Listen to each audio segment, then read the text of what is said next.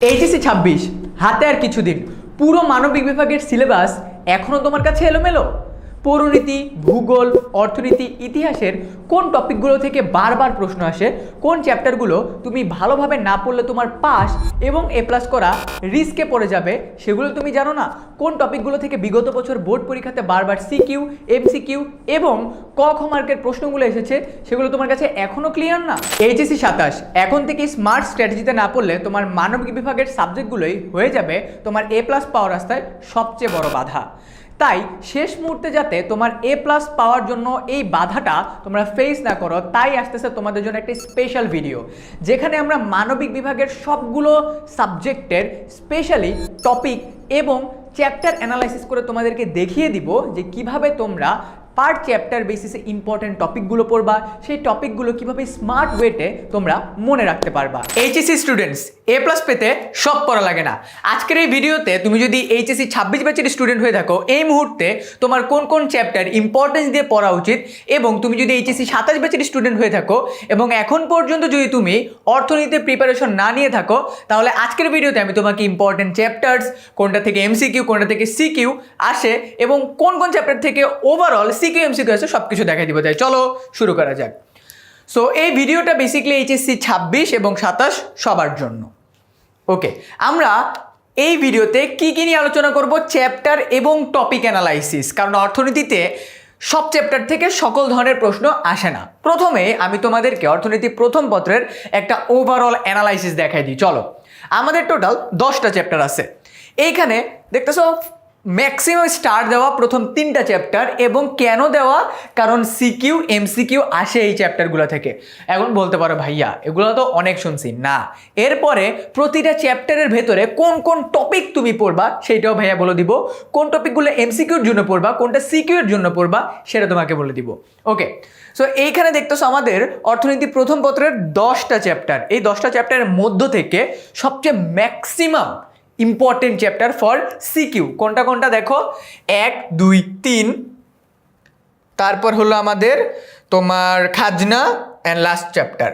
এই যে দেখতেছো তোমরা এখানে স্টার মার্ক দেখলে বুঝে যাবা কোনটা থেকে তোমার কেমন category CQ important and then এমসিকিউর জন্য কেমন ইম্পর্টেন্ট। ফার্স্ট পেপারটা দেখলাম, দেন আমাদের সেকেন্ড পেপার। সিমিলারলি দেখো সেকেন্ড পেপার সিকিউ কোন কোন জায়গা থেকে কীরকম ক্যাটাগরির আসে এটাও তোমাদের কাছে ক্লিয়ার। আমরা আরও ডেপথে আলোচনা করি। প্রথমে আমরা প্রথম পত্রের প্রথম চ্যাপ্টার কোন টপিকগুলো পড়তেই হবে দেখতেছো 5 স্টার দেওয়া আছে। এমসিকিউর জন্য ফার্স্ট চ্যাপ্টার অনেক ইম্পর্টেন্ট, ওই যে 5 স্টার দেওয়া।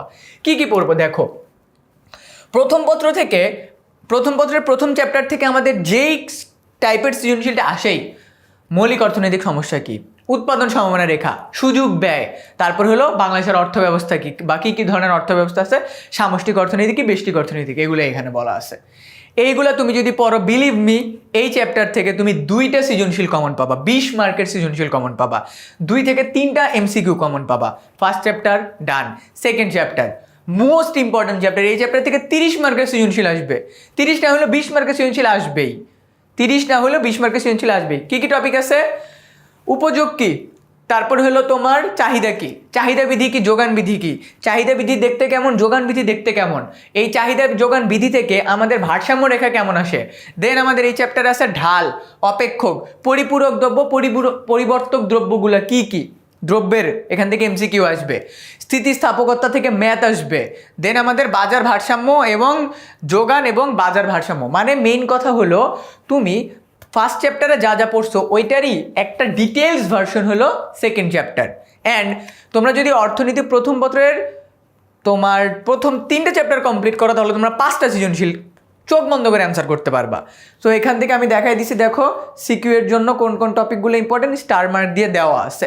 এরপরে যাচ্ছি থার্ড চ্যাপ্টার, 2টা সৃজনশীল, 2টা কনফার্ম। কি কি আছে আমাদের, উৎপাদন কি, উৎপাদন অপেক্ষক কি, উৎপাদন বিধি কি, মাত্রাগত উৎপাদন বিধি কি, এটা থেকে একটা সিকিউ আসবেই। দেন আমাদের আছে ফার্মের ব্যয় এবং আর সংক্রান্ত আয়, মানে TR, AR, MR একটা আসবে। ওখান থেকে তোমাকে ফাইন্ড আউট করতে হবে এটা কোন ধরনের বাজার, পূর্ণ প্রতিযোগিতামূলক বাজার নাকি অপূর্ণ প্রতিযোগিতামূলক বাজার। বোর্ডে বারবার এই ক্যাটাগরির প্রশ্ন আসে। দেন এই যেটা বলতেছিলাম এটা কোন ধরনের বাজার। তারপরে আমাদের এই চ্যাপ্টারে একটা সবচেয়ে বেশি আছে একটা এমসিকিউ, আমাদের উৎপাদন উপকরণ কয়টা? 4টা। ভূমি, শ্রম, মূলধন, সংগঠন কি কি কাজ করে, কিভাবে কাজ করে। দেন উৎপাদন অপেক্ষক কি? উৎপাদন অপেক্ষক 2 ধরনের, স্বল্পকালীন, দীর্ঘকালীন। ব্যয় কি কি ধরনের? স্থির ব্যয়, পরিবর্তনশীল ব্যয়, মোট ব্যয়, গড় ব্যয়, প্রান্তিক ব্যয়। এগুলো কি? এগুলোর শর্ট ফর্ম কি? ইংরেজিতে এগুলোকে কি বলা হয়? এইগুলা থেকে আমাদের আসবেই। তার মানে আমি যদি আরেকবার সামারি করি, চ্যাপ্টার 1, 2, 3 মোস্ট ইম্পর্টেন্ট, পড়াই লাগবে। চ্যাপ্টার 4 থেকে আমাদের দেখো সিকিউ এর জন্য এই 2টা টপিক ইম্পর্টেন্ট। কি কি আছে?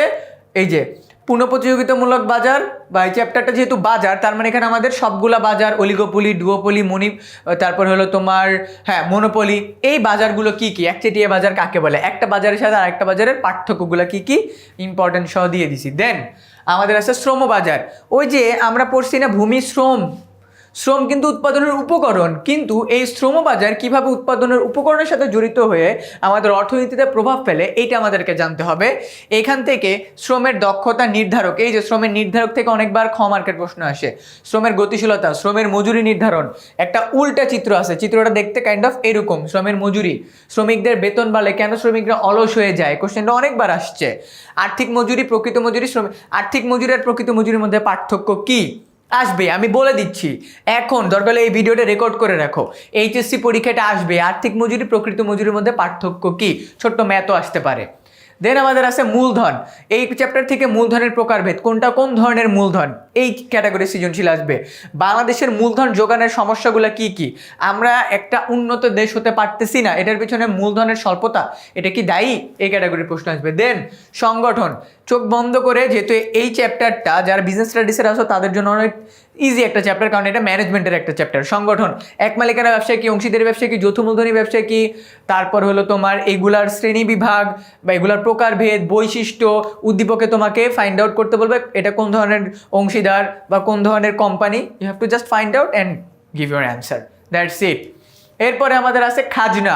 আমি একদম চোখ বন্ধ করে বলে দিতে পারি এইচএসসি পরীক্ষায় 26 ব্যাচে ওই কোশ্চেন আসবে, 27 ব্যাচে ওই কোশ্চেন আসবে। কি কি আসবে দেখো, খাজনার আধুনিক তত্ত্ব, নিম খাজনা কি, তারপর হলো কাম্য খাজনা, তারপর হলো তোমার খাজনার সংজ্ঞা, রিকার্ডোর খাজনা তত্ত্ব আর আধুনিক খাজনা তত্ত্বের মধ্যে পার্থক্য, অনেকবার আসছে। রিকার্ডোর খাজনা তত্ত্ব থেকে আসবেই কোশ্চেন, মিস হবে না, বন্দুকের গুলি মিস হবে, রিকার্ডোর খাজনা তত্ত্ব মিস হবে না। দেন খাজনার গ্রাফটাকে ভালোভাবে বিশ্লেষণ করতে পারতে হবে, তাহলে না হলে কিন্তু হবে না। খাজনা এবং হলো তোমার ভ্যাট বা ট্যাক্সের মধ্যে পার্থক্য কি, এটা অনেক গুরুত্বপূর্ণ, অ্যান্ড স্টার মার্কগুলো ভালোভাবে দেখবা।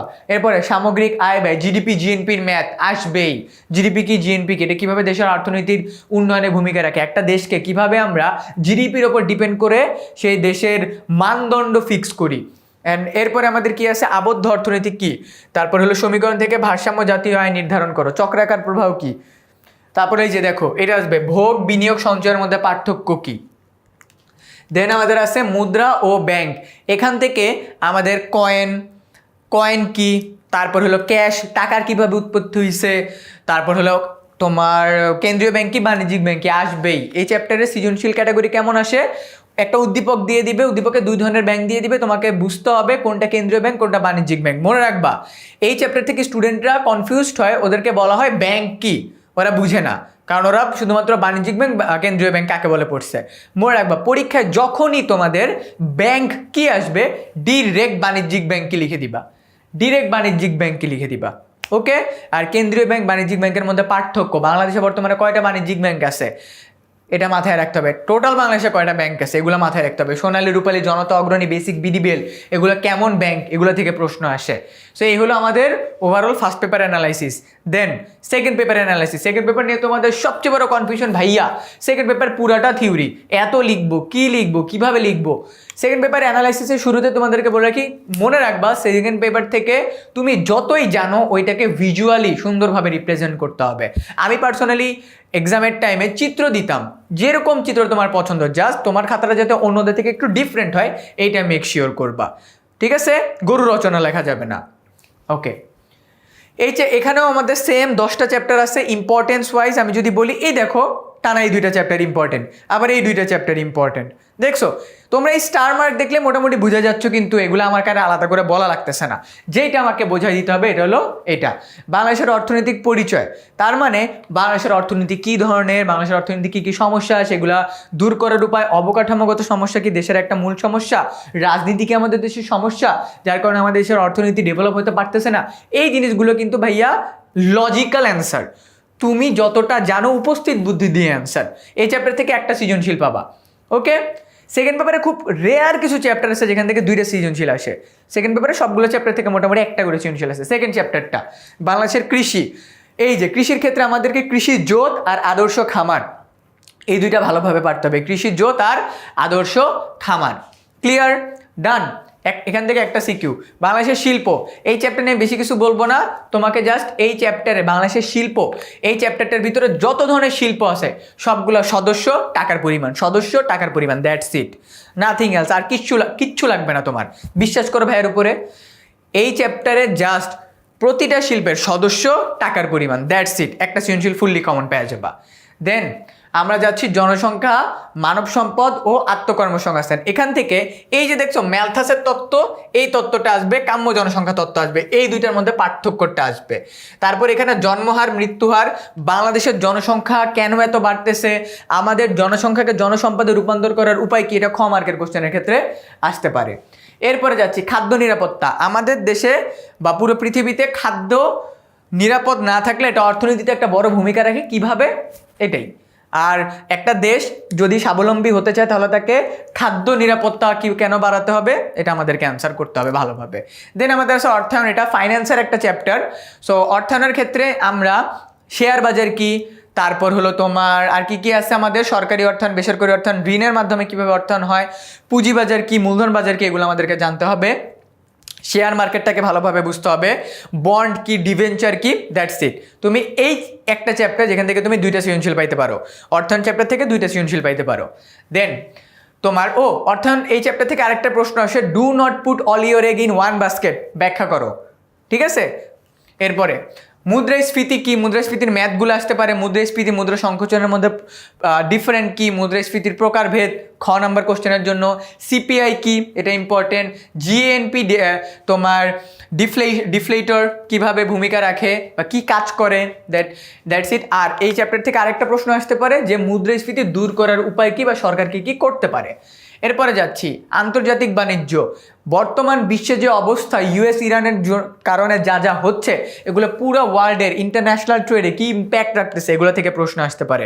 বাংলাদেশের বর্তমানে তোমার আন্তর্জাতিক বাণিজ্যের অবস্থান কি, কিভাবে ডেভেলপ করতে পারে, বা এই ক্যাটাগরির প্রশ্ন আসতে পারে যে তুমি বিশ্ববিদ্যালয়ে ভর্তি হওয়ার পর তুমি দেশের অর্থনীতি নিয়ে ঘাটাঘাটি করতে গেলে তুমি প্রথমত কোন বিষয়গুলোর ফাইন্ড আউট করবে যা দেশের আন্তর্জাতিক বাণিজ্যকে ডেভেলপ করে।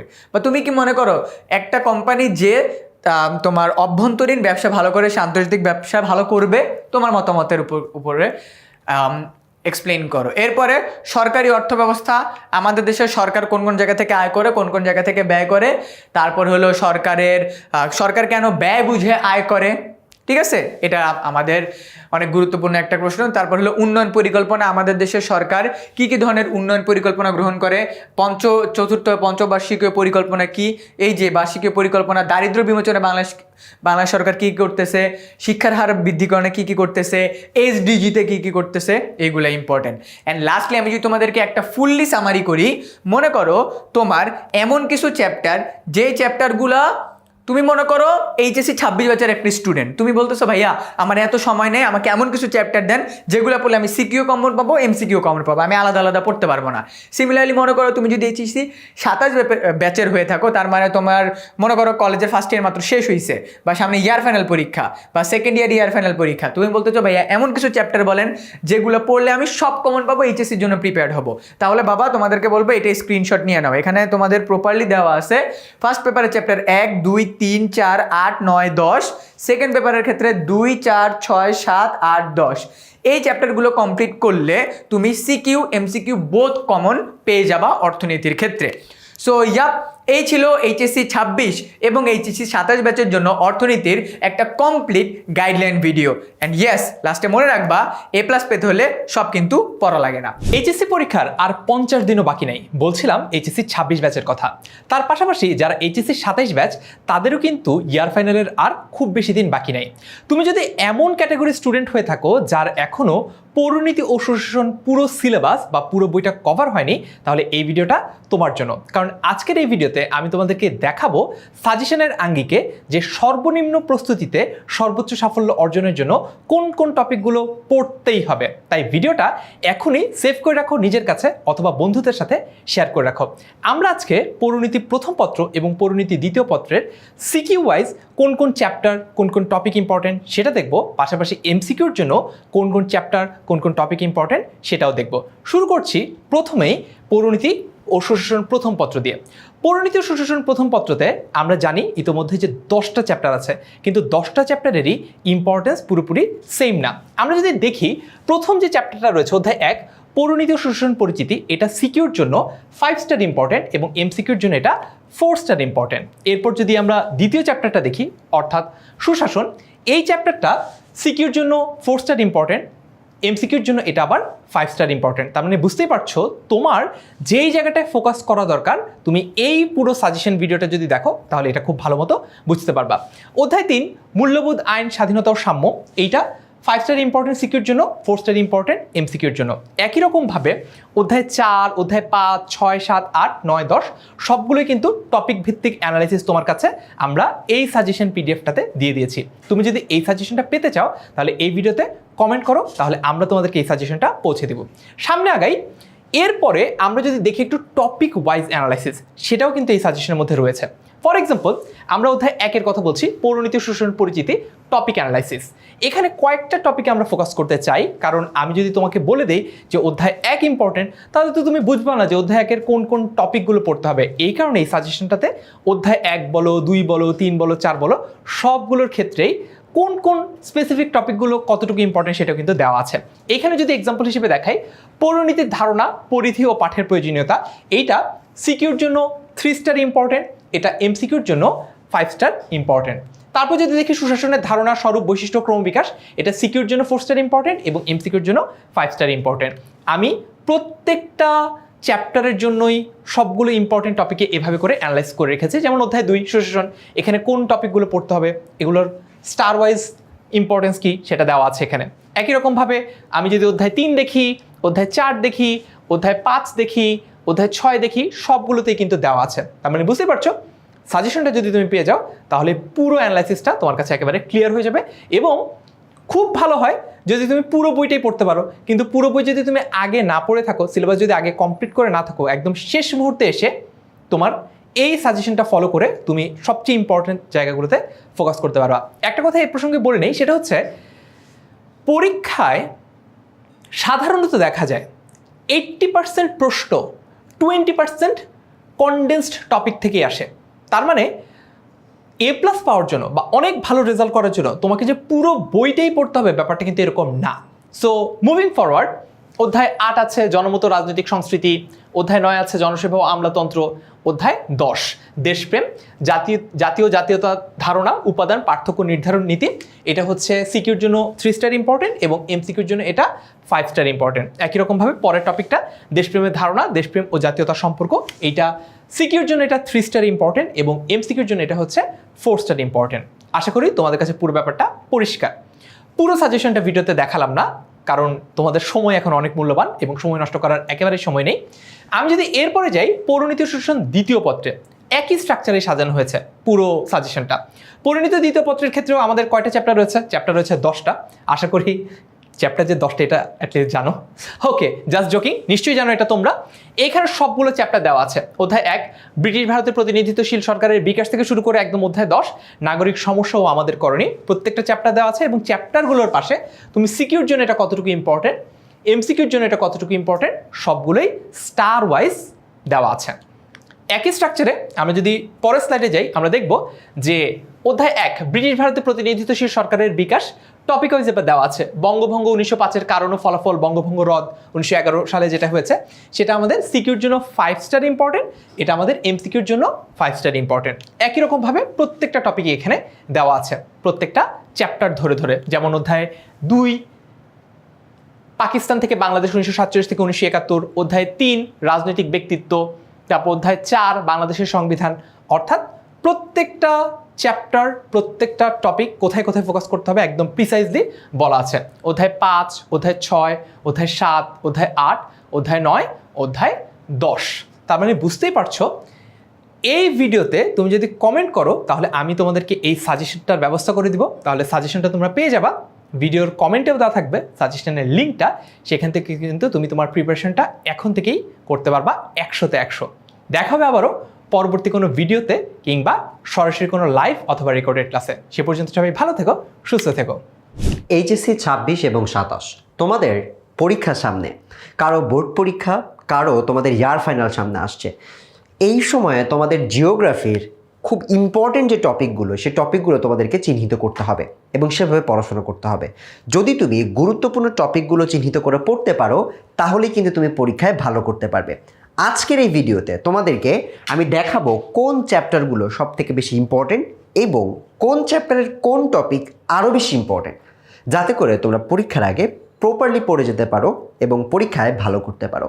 তো আজকের ভিডিওটা আমরা খুব বিস্তারিতভাবে আলোচনা করব না, কিন্তু আমি তোমাদেরকে একদম হাতে ধরে টপিকগুলো দেখিয়ে দিব যে কোন টপিক থেকে তোমাকে এমসিকিউ পড়তে হবে, কোনটার জন্য সিকিউ পড়তে হবে, কোনটার জন্য তুমি অনুধাবনমূলক প্রশ্নগুলো তোমাকে পড়তে হবে, মানে কোন জায়গা থেকে অনুধাবনমূলক প্রশ্নগুলো বেশি আসে। তো এই প্রশ্নগুলো তোমাদের অনেকের মাথায় আছে, চলো এটা সলভ করা যাক। আজকে আমরা মানবিক বিভাগের স্টুডেন্ট এটা দেখছি এবং মানবিক বিভাগের জিওগ্রাফি নিয়ে তোমরা এই ভিডিওটা দেখছো এবং আমি তোমাদের সাথে লিমন ভাইয়া আছি। আমরা পড়ব জিওগ্রাফির সবথেকে গুরুত্বপূর্ণ টপিকগুলো কি কি সেটা আমরা একটু দেখে নিব। চলো শুরু করে দেওয়া যাক। সো আমাদের দুইটা পেপার, এইচএসসি 26, এইচএসসি 27। 26-এর তো তোমার আর সময় নাই বলতে গেলে। সো 26-এ যেটা করতে হবে সেটা হচ্ছে একদম নির্দিষ্ট টপিকগুলো ধরতে হবে, ওই টপিকের প্রশ্নগুলো সলভ করতে হবে।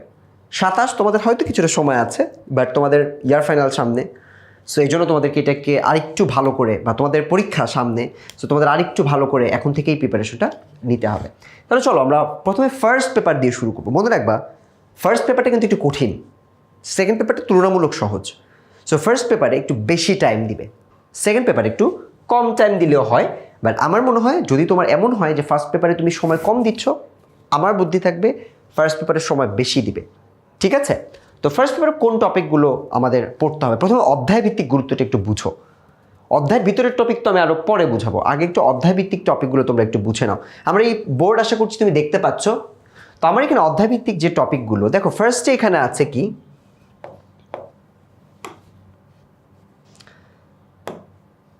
সো আমরা ফার্স্টে দেখতে পাচ্ছি আমাদের কয়েকটা অধ্যায় আছে। প্রথম অধ্যায় হচ্ছে প্রাকৃতিক ভূগোল, দ্বিতীয় অধ্যায় হচ্ছে পৃথিবীর গঠন, ভূমিরূপ পরিবর্তন, বায়ুমণ্ডল ও বায়ু দূষণ, জলবায়ুর উপাদান ও নিয়ামক, জলবায়ু অঞ্চল ও জলবায়ুর পরিবর্তন, বায়ুমণ্ডল, এই চ্যাপ্টারটা আমার কাছে খুব ইম্পর্টেন্ট মনে হয়, সমুদ্র স্রোত এবং জোয়ার ভাটা। এরকম অনেকগুলো টপিক আছে, 10টা টপিক, এর মধ্যে 9টা টপিক মানে 9টা চ্যাপ্টার, 10টা চ্যাপ্টারের মধ্যে 9টা চ্যাপ্টার খুব ইম্পর্টেন্ট। তো আমরা যদি সব থেকে ইম্পর্টেন্ট চ্যাপ্টারগুলো একটু দেখি। দেখো পৃথিবীর গঠন এই চ্যাপ্টার এবং 3 নাম্বার চ্যাপ্টার এবং 2 আর 3 নাম্বার চ্যাপ্টার, এই দুইটা চ্যাপ্টারে কিন্তু দেখো সিকিউ এর জন্য একদম 4 স্টার দেওয়া আছে। সো তোমরা অবশ্যই এই চ্যাপ্টার দুইটা স্কিপ করতে পারবা না। তারপর জলবায়ুর উপাদান, এই চ্যাপ্টারের মধ্যে অনেক টপিক আমরা দেখাবো। জলবায়ুর উপাদানগুলো কি কি, নিয়ামকগুলো কি কি, কোন কোন উপাদানের দ্বারা প্রভাবিত হয়ে থাকে এইটা, এবং জলবায়ু অঞ্চল। সো জলবায়ুর 2টা চ্যাপ্টার এবং পৃথিবীর গঠন রিলেটেড 2টা চ্যাপ্টার, এগুলো থেকে 100% তুমি সিকিউ এর জন্য একটু ভালো করে পড়তে হবে। ঠিক আছে? আবার সিকিউর জন্য বায়ুমণ্ডলের চ্যাপ্টারটা এখানে কম গুরুত্বপূর্ণ হলেও কিন্তু আবার তোমার এখানে দেখো সমুদ্র স্রোত এবং জোয়ার ভাটা, এখানে কিন্তু প্রশ্ন দেয় যে সমুদ্র স্রোত এবং জোয়ার ভাটা, সমুদ্র এখান থেকে এমসিকিউ ভালোই আসে। তোমার কোন স্রোত কোন কারণে যাচ্ছে, স্রোতের ব্যাখ্যাগুলো কি কি, সেরকম অনেক ব্যাখ্যাগুলো কিন্তু আছে। আর লাস্টের চ্যাপ্টার 2টা এগুলো খুব ইম্পর্টেন্ট না। জীবমণ্ডল চ্যাপ্টারটা তোমরা মোটামুটি এটা তোমরা না পড়লেও, খুব ভালো করে না পড়লেও পারবা। বাট সব থেকে ইম্পর্টেন্ট চ্যাপ্টার হচ্ছে সিকিউ এর জন্য ফার্স্ট পেপারের 2, 3 আর এখানে তুমি পড়বা হচ্ছে 5, 6। এগুলো যদি একটু কভার করে যেতে পারো ইনশাআল্লাহ তোমাদের পরীক্ষা ভালো হবে। আবার দেখো ভূমিরূপ পরিবর্তন, এখান থেকে কিন্তু মানে অনেক এমসিকিউ আসে। এই চ্যাপ্টার থেকে এমসিকিউ অনেক আসে, ঠিক আছে। তারপর তোমার এই যে জলবায়ুর পরিবর্তন এবং জলবায়ু অঞ্চল, কোন অঞ্চলে কীরকম জলবায়ু, এটা থেকে প্রচুর পরিমাণে এমসিকিউ আসে। সো তোমরা এইখান থেকে কিন্তু খুব ভালো করে দেখতে পারতেছো কোন টপিকটা বেশি পড়া উচিত, কোন টপিকটা একটু কম গুরুত্ব দিয়ে পড়া উচিত। চলো আমরা আরেকটু ভালো করে পড়ি, ব্রেকডাউন করে পড়ি। ভাইয়া কোন কোন টপিক আরেকটু ভালো করে বলেন। এটা হচ্ছে ফার্স্ট অধ্যায়, চ্যাপ্টার 1, ফার্স্ট পেপারের ফার্স্ট চ্যাপ্টার। সো ফার্স্ট পেপারে আমরা ইম্পর্টেন্সের দিক দিয়ে দেখছিলাম মোটামুটি মিডিওকর ইম্পর্টেন্ট, খুব যে ইম্পর্টেন্ট তা না, বাট সিকিউর জন্য অনেক সময় এখান থেকে প্রশ্ন দিয়ে দেয়। যদি বোর্ড প্রশ্ন সহজ হয় তাহলে এখান থেকে সিকিউ আসে। তো আমরা এই সিকিউর জন্য দেখো এই চ্যাপ্টারের মধ্যে যা যা আছে সেই টপিকগুলোর আঙ্গিকে আমি তোমাদেরকে যদি সাজাই, এখানে সব থেকে ইম্পর্টেন্ট হচ্ছে প্রাকৃতিক ভূগোলের বিষয়বস্তু কী কী, এখান থেকে এমসিকিউ আসে, বুঝছো? এখান থেকে হচ্ছে এমসিকিউ বেশি আসে, কারণ ওরা বলে কি যে নিচের কোনটি প্রাকৃতিক ভূগোলের অন্তর্ভুক্ত, এইরকম উপাদান ভিত্তিক প্রশ্নগুলো বেশি আসে। সো আমরা এই টপিক থেকে সিকিউও পেতে পারি, আবার এমসিকিউ পেতে পারি। সো কোন টপিকটা সব থেকে ভালো করে পড়বা সেটা হচ্ছে প্রাকৃতিক ভূগোলের বিষয়বস্তুগুলো কী কী, এটা সব থেকে ভ্যালু দিয়ে পড়তে হবে। বাদ বাকি হচ্ছে পরিসর, এটা খুব যে আসে তা না, বাট এটা যদি তারপরে একটু গুরুত্ব দাও, মানে পরিসর কতদূর পর্যন্ত বিস্তৃত, কোনগুলো কোনগুলো ইনক্লুডেড, কোনগুলো কোনগুলো ইনক্লুডেড না, এরকম একটা আলোচনা আছে। এই আলোচনাগুলোকে আমরা এই দ্বিতীয় অংশের মধ্যে তোমরা রাখতে পারো, যে প্রাকৃতিক ভূগোলের পরিসরটা আমাদের পড়তে হবে। বাদ বাকি যেগুলো আছে আমরা দেখবো সবই মোটামুটি মিডিওকর। এই প্রাকৃতিক ভূগোলের বেসিক সংজ্ঞা টঙ্গে এগুলো খুব আসে না, ক নাম্বারে আসতেও পারে, নাও আসতে পারে। আর এই যে প্রাকৃতিক ভূগোলের অধ্যয়নের গুরুত্ব, এটা অনেক সময় সিকিউতে আসে, বাট এখান থেকে এমসিকিউ আসার চান্স নাই, থাকলেও খুবই খুবই কম। সো এই জন্য আমি মেইনলি এই টপিক দুইটাকে একটু দেখতে বলবো, বাকি টপিকগুলো তোমরা জাস্ট একবার রিডিং পড়ে গেলেও হয়ে যাবে। দ্বিতীয় চ্যাপ্টারের মধ্যে কোন টপিকগুলো বেশি ইম্পর্টেন্ট, দেখো এই অধ্যায়টা কিন্তু আমি তখন দেখে আসছিলাম যে 2 নম্বর অধ্যায়টা অনেক ইম্পর্টেন্ট। এই দেখো 2 আর 3 অনেক ইম্পর্টেন্ট। সো 2 আর 3 এর মধ্যে কিছু জিনিস আছে পুরা ধুমায় পড়তে হবে, যেমন এই দেখো এই সবগুলো টপিক একদম শতভাগ 100% ইম্পর্টেন্ট, বাদ দেওয়ার কোনো সুযোগ নেই, এখান থেকে কিচ্ছু বাদ দিবা না, পড়বা সব। দেখো এমসিকিউ আসুক না আসুক, সিকিউতে তুমি এগুলো সবই পাবা। মালভূমি থেকে প্রশ্ন পাবা, সমভূমি, বাংলাদেশের সমভূমি সম্পর্কে পাবা, টারশিয়ারি যুগের পাহাড়সমূহের বৈশিষ্ট্য চিহ্নিতকরণ, এগুলো থেকে প্রশ্ন আসবে। প্লাইস্টোসিন কালের সোপান, সাম্প্রতিক কালের প্লাবনসমূহ, এটা মনে আছে টোটাল 100%-এর মধ্যে প্লাবন সমভূমি সব থেকে বেশি না 80, আর এখানে হচ্ছে একটা 12, একটা হচ্ছে 8%, মনে আছে পার্সেন্টেজগুলো, এগুলো থেকে এমসিকিউ আসতে দেখা যায়। দেখো এগুলোতে প্রচুর পরিমাণে এমসিকিউ আসবে। আমরা বাংলাদেশের একদম ম্যাপ এঁকে তোমরা এই যে এই পাশে কোন পাহাড়টা আছে, এখানে কোন পাহাড়, এখানে হচ্ছে চিটাগাং, কক্সবাজার, বান্দরবন, সব থেকে উঁচু পাহাড়গুলো কিন্তু এখানে আছে, তারপর এখানে আছে, এগুলো মোটামুটি তোমাদের এখান থেকে পড়তে হবে। সো টারশিয়ারি যুগের পাহাড়সমূহ, যে সোপানসমূহ আছে এগুলো গঠন কত সালে হয়েছে, এগুলো থেকে প্রশ্ন আসবে। সো দেখো এই টপিকগুলো কিন্তু এমসিকিউ সিকিউ সব কিছুর জন্য ইম্পর্টেন্ট। আর এইটা আমার কাছে মনে হয় এমসিকিউর জন্য বেশি ইম্পর্টেন্ট। অশ্বমণ্ডল, গুরুমণ্ডল, কেন্দ্রমণ্ডল, এখান থেকে তোমাকে এমসিকিউতে বলবে যে কোনটা হচ্ছে কোন অংশ, কোনটার বিস্তৃতি কতটুকু, এগুলো থেকে প্রশ্ন তুমি পাবা, ঠিক আছে। 3 নাম্বার ভূমিরূপ পরিবর্তন, এখানে অনেকগুলো টপিক আছে, আমি বলবো প্রথম টপিকগুলো থেকে দ্বিতীয় টপিকগুলো বেশি ইম্পর্টেন্ট। এই টপিকটা পাত সঞ্চালনের সপক্ষে প্রমাণ, এবং এখানে যে তোমার মতবাদ, বিভিন্ন মতবাদগুলো রয়েছে, সেই মতবাদগুলোর সপক্ষে কি কি যুক্তি আছে, সেগুলো থেকে মূলত এমসিকিউ আসতে দেখা যায়। বাট সিকিউ যদি তুমি বলো ভূমিকম্প এটা কেন হয়, কিভাবে হয়, এই উদ্দীপক দিয়ে তোমাদের এখানে দেওয়া যায়। ভূ আলোড়ন থেকে প্রশ্ন আসে না খুব একটা, বাট এই ভূমিকম্প, তরঙ্গ তীব্রতা, যে আইডিয়াগুলো রয়েছে এগুলো থেকে এমসিকিউ পাবে। তো এখানে কিন্তু দেখতে পাচ্ছ যে এমসিকিউর জন্য এই টপিকের ফার্স্টের দিকগুলো হচ্ছে এমসিকিউর জন্য ইম্পর্টেন্ট, ভূমিকম্প থেকে যা সিকিউটা বেশি আসে।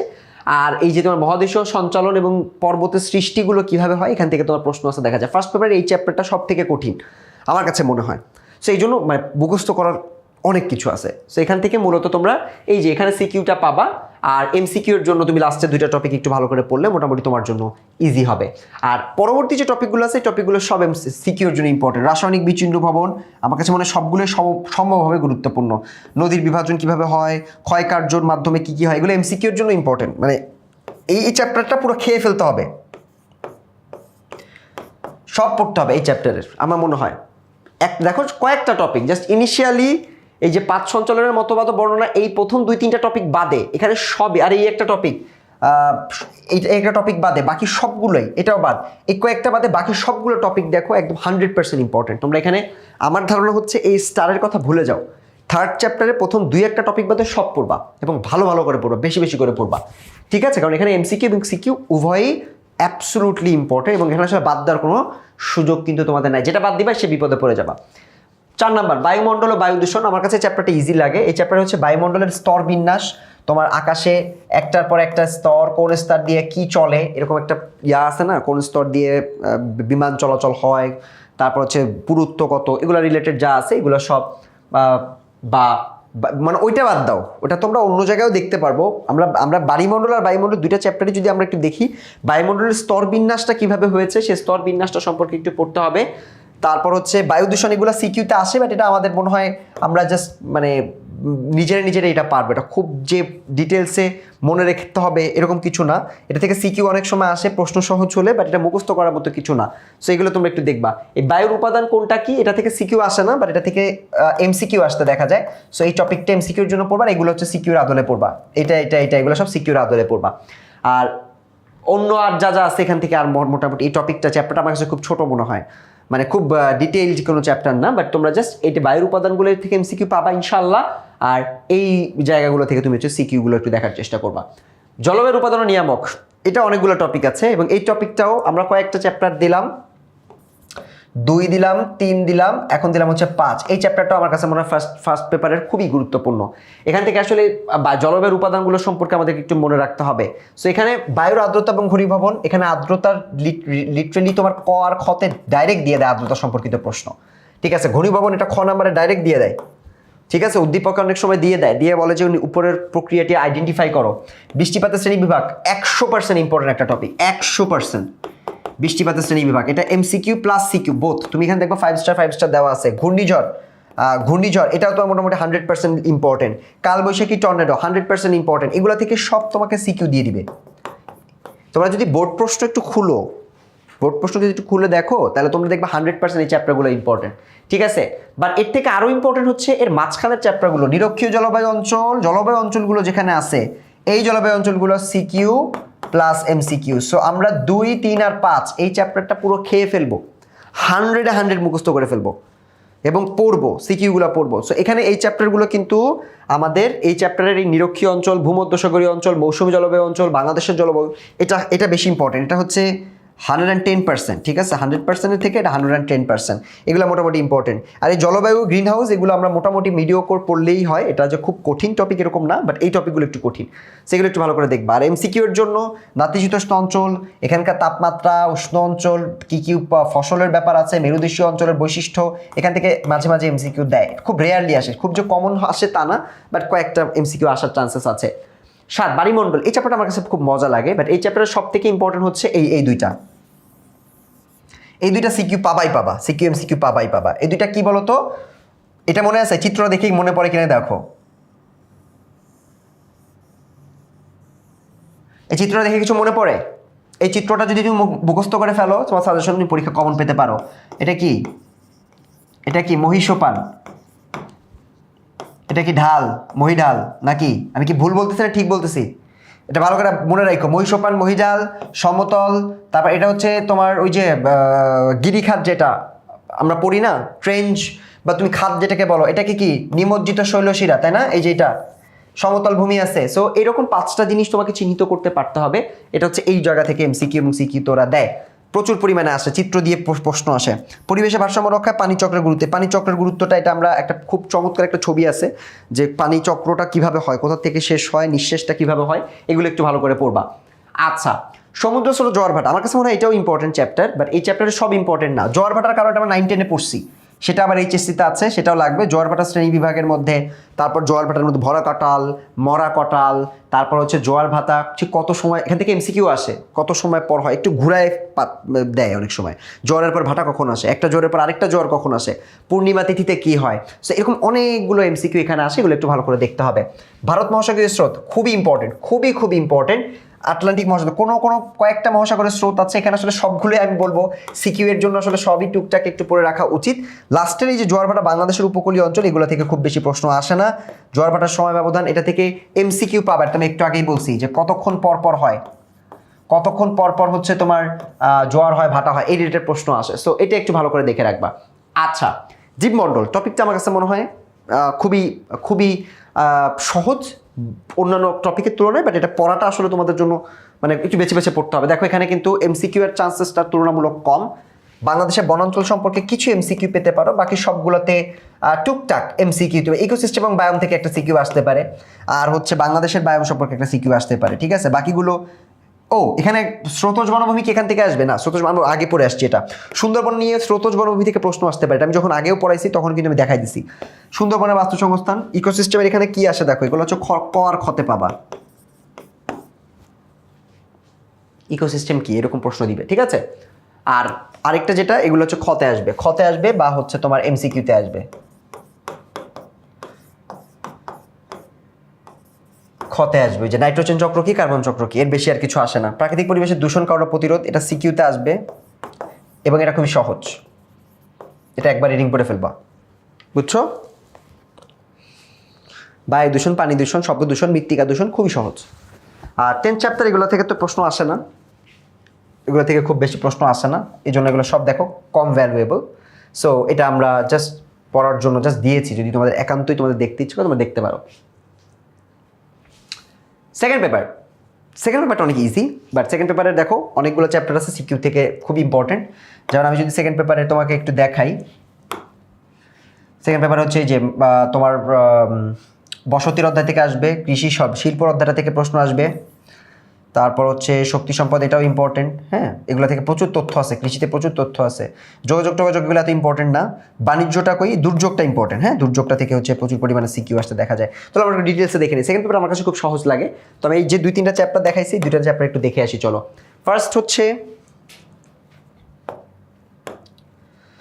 হলো হচ্ছে মানব ভূগোলের ধারণা। এখান থেকে আসলে খুব বেশি আসে না, এখানে হচ্ছে মহাদেশগুলো সম্পর্কে আসে, মহাদেশের কোন দেশগুলো কোথায় আছে, এগুলো সব মেইনলি এই পুরো চ্যাপ্টারটাই হচ্ছে এমসিকিউ বেসড বেশি আসে। এখান থেকে আসলে মানব ভূগোল থেকে সিকিউ আসে না, আসলে হচ্ছে মহাদেশগুলো আসে, আর এই পরিসর বা বিষয়বস্তু থেকে অনেক সময় ছোট ছোট প্রশ্ন কিছু আসে। আচ্ছা, জনসংখ্যা এটা খুবই ইম্পর্টেন্ট আমার কাছে। এখানে যেটা লাগে সেটা হচ্ছে transitional model, demographic transitional model, এটা সিকিউতে আসে। ওই যে কয়েকটা স্টেজ আছে, এক সময় ছিল প্রথমে ছিল হচ্ছে উচ্চ জন্মহার, উচ্চ মৃত্যুহার, এরকম একটা ব্যাপার ছিল, তারপর একটা কমে যায়। পড়াইছি আমি তোমাদেরকে এটা, ডেমোগ্রাফিক ট্রানজিশনাল মডেল। জনসংখ্যাটা আসলে কোন কোন ভাগের মধ্য দিয়ে যায় ওটার কথা বলতেছি। অভ্যন্তরীণ অভিগমন, এই অভিগমন থেকে প্রশ্ন আসতে পারে সিকিউ, এগুলো ক আর খতে। আর এমসিকিউ আসলে তোমরা এমসিকিউগুলো ডাইরেক্ট অ্যান্সার করতে পারবা। আর হচ্ছে জনমিতিক উপাদানগুলো কি কি, এটা 100% ইম্পর্টেন্ট, সেটা একটু ভালো করে দেখো। আর বাকি যা আছে এগুলো সব মিডিওকোর। বাংলাদেশের জনমিতিক বৈশিষ্ট্য, জন্মহার মৃত্যু, এই জন্মহার মৃত্যুর সাথে কানেক্টেড, এই দুইটা একই টপিক, সেই দুইটা থেকে মাঝে মাঝে প্রশ্ন আসতে পারে। তারপর হচ্ছে বসতি বলবো, বসতির জন্য আমার কাছে বলবো যে এই বসতির কয়েকটা টপিক আছে, পুরাটাই হচ্ছে সিকিউ এর জন্য মিডিওকোর। হ্যাঁ, আমি যে বলবো খুব ইম্পর্টেন্ট তা না, বাট এগুলো পড়তে হবে। এখান থেকে রৈখিক বসতি, তারপর হচ্ছে গ্রামীণ বসতির মধ্যে কোন কোন বসতি আছে, গড়ে ওঠার কারণগুলো কি কি, এগুলো 100% সিকিউতে পড়বা। এমসিকিউ তুলনামূলক কম আসে, বাট কারণগুলোর মধ্যে নিচের মানে এমসিকিউতে বলে দেয় কি যে নিচের কোনটি এই কারণে গড়ে ওঠে, ঠিক আছে, এই বসতি গড়ে ওঠার কারণ ব্যাখ্যা করো। এগুলো মূলত সিকিউ বেসড প্রশ্ন, এখান থেকে এমসিকিউ আসে না। কৃষির ক্ষেত্রে আমি বলবো এই চ্যাপ্টারটা বেশি ইম্পর্টেন্ট, বিশ্বব্যাপী কৃষি এবং কৃষির গুরুত্ব, এগুলো থেকে দেখো সিকিউ এমসিকিউর জন্য এই চ্যাপ্টারটা ভালো করে পড়বা। এবং বিভিন্ন খাদ্যশস্য যেগুলো আছে এগুলো থেকে এমসিকিউ আসবে, এগুলো থেকে সিকিউ এটা আসবে না, এটা আসার চান্সেস খুবই কম। তারপর হচ্ছে খনিজ শক্তি সম্পদ, আমার কাছে মনে হয় এটাও ফার্স্টের, কোন কোন শক্তি সম্পদ আছে, কোন শক্তি সম্পদ কোন দেশ বেশি আহরণ করতে পারে। তারপর হচ্ছে খনিজ তেল, এটা বিশ্বের প্রধান মধ্যে তোমার হচ্ছে ফার্স্টের 1, 2, 3 তিনটা কান্ট্রি করে পড়বা, 1, 2, 3 এই তিনটা কান্ট্রি করে পড়লে মোটামুটি হয়ে যাবে, ঠিক আছে। আচ্ছা, শিল্প, এই আর এখান থেকে এমসিকিউ প্রথম 2-3টা টপিক থেকে আসবে, পরে আর কোনো প্রশ্ন আসবে না। শিল্প থেকে হচ্ছে এই পুরো টপিকটাই হচ্ছে এমসিকিউ বেসড একটা টপিক, বাট তুমি এই যে দেখো এখানে 5 স্টার আছে, কারণ হচ্ছে তৈরি পোশাক শিল্প, এখান থেকে সিকিউ এর ডাইরেক্ট উদ্দীপক দিয়ে দিবে, বুঝছো। উদ্দীপক দিয়ে বলবে যে এটা কোন শিল্পের কথা বলছে বাংলাদেশের ক্ষেত্রে, তখন গার্মেন্টস শিল্প তোমাকে চিহ্নিত করতে হবে, তৈরি পোশাক শিল্প বলতে হবে। ঔষধ শিল্প থেকে এত বেশি আসে না, বাট এমসিকিউ পড়বা। আর চিনি শিল্পটা পড়বা, আর এগুলো থেকে মূলত এমসিকিউ আসবে, ঠিক আছে, এমসিকিউ বেশি আসবে। পরিবহন যোগাযোগ চ্যাপ্টারটা আমার কাছে মনে হয় বেশি ইম্পর্টেন্ট না, বাট এখানে বাংলাদেশের সমুদ্র বন্দর, কয়েকটা সমুদ্র বন্দর সম্পর্কে পড়বা, বাংলাদেশের যোগাযোগের উপরে ভৌগোলিক পরিবেশের প্রভাব, এই দুইটা টপিক থেকে বেশি আসবে। সড়ক পথ থেকে বেশি আসবে, এইগুলা থেকে অত বেশি আসে না, আমার মনে হয় আসে কম, বুঝছো, মিডিওকর। আর লাস্টের হচ্ছে বাণিজ্য, এটা থেকে হচ্ছে প্রথম দেখো বাণিজ্যের মধ্যে হচ্ছে আন্তর্জাতিক বাণিজ্যটা বেশি ভ্যালু পায়। সো আন্তর্জাতিক বাণিজ্যর সংগঠন এবং হচ্ছে আন্তর্জাতিক বাণিজ্যের গুরুত্ব, এই দুইটা ভালো করে পড়বা সিকিউর জন্য, এমসিকিউর জন্য। আর বিশ্বের সর্বোচ্চ রপ্তানিকারক দেশ, এগুলো থেকে এমসিকিউ আসবে, এগুলো থেকে এমসিকিউ আসবে, ঠিক আছে? যদিও 3 স্টার দেওয়া, এমসিকিউ আসবে এটা থেকে। আর এটা হচ্ছে সিকিউ এর জন্য। রপ্তানি গুরুত্ব, আমদানি গুরুত্ব, বৃদ্ধির গুরুত্ব, এগুলো সব সহজ, এগুলো মোটামুটি আমরা 1-2বার পড়লে হয়। এই চ্যাপ্টারটা একটা মিডিওকর চ্যাপ্টার, বাট এই চ্যাপ্টারে দূষণ ও প্রাকৃতিক পরিবেশের সম্পর্ক এবং হচ্ছে কারণ, আমরা একটু আগের চ্যাপ্টারেই পড়ছেন, কারণ প্রতিরোধ, এগুলো একটু ভালো করে পড়বা। এটা সিকিউতেও আসে, এমসিকিউতেও আসে, ঠিক আছে? কারণ ও প্রতিরোধগুলো একটু ভালো করে দেখবা। আর দেখো মানবসৃষ্ট দূষণের রোধের উপায়, হ্যাঁ এটা পারবো আমরা, এটা সিকিউ, এখান থেকে সিকিউ আসতে দেখা যায়। তারপর আরেকটা হচ্ছে পানি দূষণ, মৃত্তিকা দূষণ অত ইম্পর্টেন্ট, অত বেশি আসে না, এগুলো অত বেশি আসে না, এটা হচ্ছে এটা সবচেয়ে বেশি আসে। বাকি আরগুলো যা আছে সব দেখো মিডিওকর, আর অত বেশি ইম্পর্টেন্স দিয়ে পড়ার মতো কিছু নাই। দশম অধ্যায়, এটা আমি বলবো এই অধ্যায় থেকে প্রশ্ন আসে না, জাস্ট দেওয়ার জন্য দেওয়া। তোমাদের এই অধ্যায়গুলো জাস্ট তোমরা সিম্পলি অ্যাভয়েড করলেও হয়, জাস্ট আইডিয়া থাকতে হয় যে টপিকগুলোর মধ্যে কী আছে। গ্লিমস যদি আমি তোমাদেরকে বলি, দেখো ফার্স্ট পেপারের 2, 3, 5, 6, 8 এই 5টা চ্যাপ্টার হচ্ছে টপ মোস্ট ইম্পর্টেন্ট, বাট আমি বলবো যে প্রথম 4টা চ্যাপ্টার, প্রথম 3টা, আর এখানে হচ্ছে 8, 6 নম্বর চ্যাপ্টারের থেকে 8 নম্বর চ্যাপ্টার আমার কাছে বেশি ইম্পর্টেন্ট মনে হয়। সো এই কয়টা চ্যাপ্টার ভালো করে পড়লে হয়। আর এখানে বসতি, কৃষি 5 নাম্বার, 6 নাম্বার, 9 নাম্বার, এই 5টা চ্যাপ্টার যদি পড়ো ইনশাআল্লাহ তোমাদের পরীক্ষা ভালো হবে। সো পরীক্ষা যতদিনই থাকুক না কেন, তোমাদের আজকে যে সাজেশনটা দিয়েছি, এই সাজেশনটার উপর ভিত্তি করে একটু পড়াশোনা করবা, ভালো করে প্র্যাকটিস করবা, ইনশাআল্লাহ ভালো করতে পারবা। সো সবাই ভালো করে পরীক্ষা দিবে, সবার জন্য বেস্ট অফ লাক, আল্লাহ হাফেজ।